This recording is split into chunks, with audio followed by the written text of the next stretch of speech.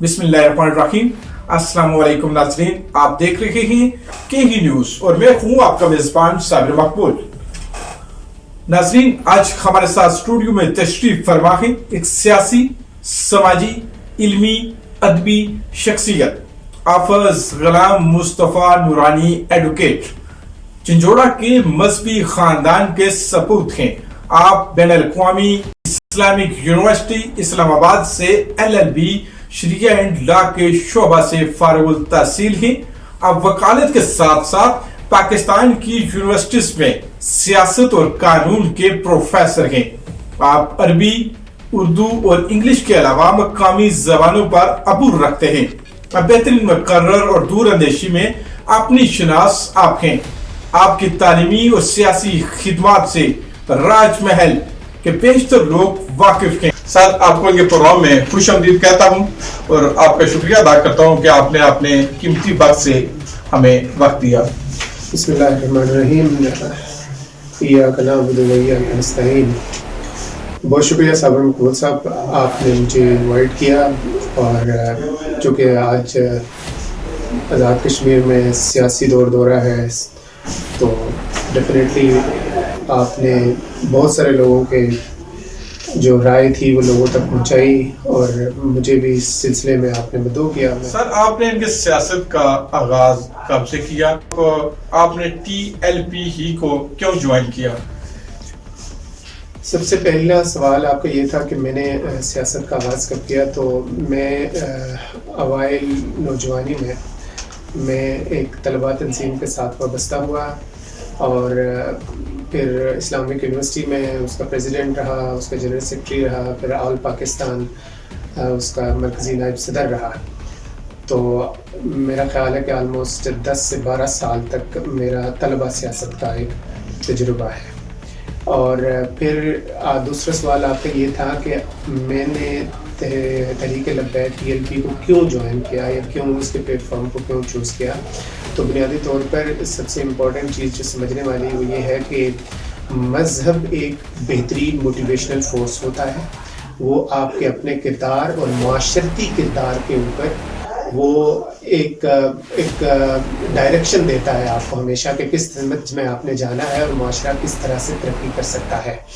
इसी वजह से मैं ये समझता हूँ कि बाकी जो हमारी सियासी जमातें ऑलरेडी जो काम कर रही हैं वो भी अपने तौर पे अपने जो उनके ट्रिक्स हैं वो अपनी स्ट्रेटजीज़ के साथ मैदान में उतरेंगी।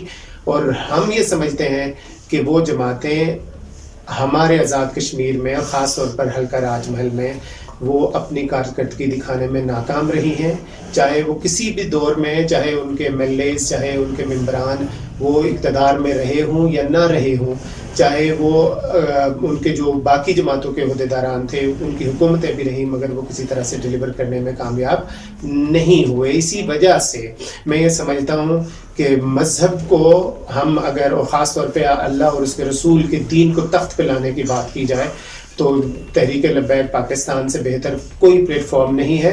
और जब हम अल्लाह और उसके रसूल के नाम पे और उसके दीन को तख्त पे लाने की बात करते हैं तो मुआशरे में इंसाफ, रवादारी, मोहब्बत, भाईचारे की बात करते हैं।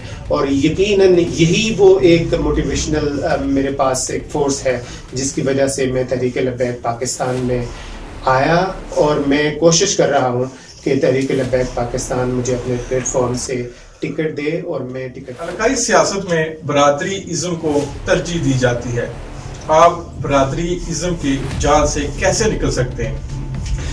देखिए, इसके दो पहलू हैं। मैं दोनों पहलुओं को डिस्कस करना चाहता हूँ कि बरादरी इज़्म बुनियादी तौर पर कोई भी एक अच्छी टर्म नहीं है।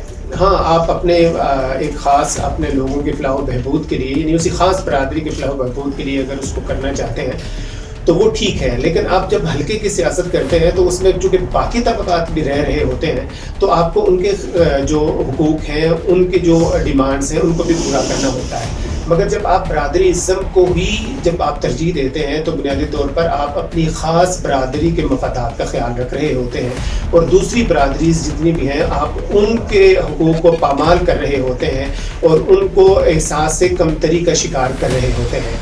تو اس لیے برادری ازم اگر وہ آپ کی اپنی برادری ظاہر ہے آپ نے اللہ کے حضور جواب دینا ہے اپنے رشتہ داروں کے بارے میں تو آپ اس میں صلہ رحمی سے کام لیجئے اپنے لوگوں سے ساتھ تعلق رکھیے اور ان کے جو ضروریات زندگی ہیں ان پہ پوری توجہ دیجئے مگر سیاسی طور پر میں سمجھتا ہوں کہ برادری ازم ایک نیگیٹو ٹرم ہے اور اس نیگیٹو ٹرم میں یہ ہوتا ہے کہ آپ میرٹ کی جو پامالی ہوتی ہے اس میں جو حقدار ہے اس کو حق نہیں ملتا اور جو اس کے باقی کنسیکوینسز ہوتے ہیں جب ظاہر ہے جو ایک بندہ اگر میرٹ سے ہٹ کے لگایا گیا ہے تو وہ کمپیٹنٹ نہیں تھا جب وہ کمپیٹنٹ نہیں تھا تو اس کے بعد کیا ہوا کہ اس نے پورے معاشرے میں اگر وہ ایک استاد تھا چاہے وہ ایک ڈاکٹر تھا چاہے وہ ایک انجینئر تھا چاہے وہ کسی بھی وہ ایک کلرک ہی تھا چونکہ وہ میرٹ پہ نہیں لگا تو ڈیفینیٹلی وہ اس اہل نہیں تھا جب اہل نہیں تھا تو وہ اچھا کام نہیں کر پایا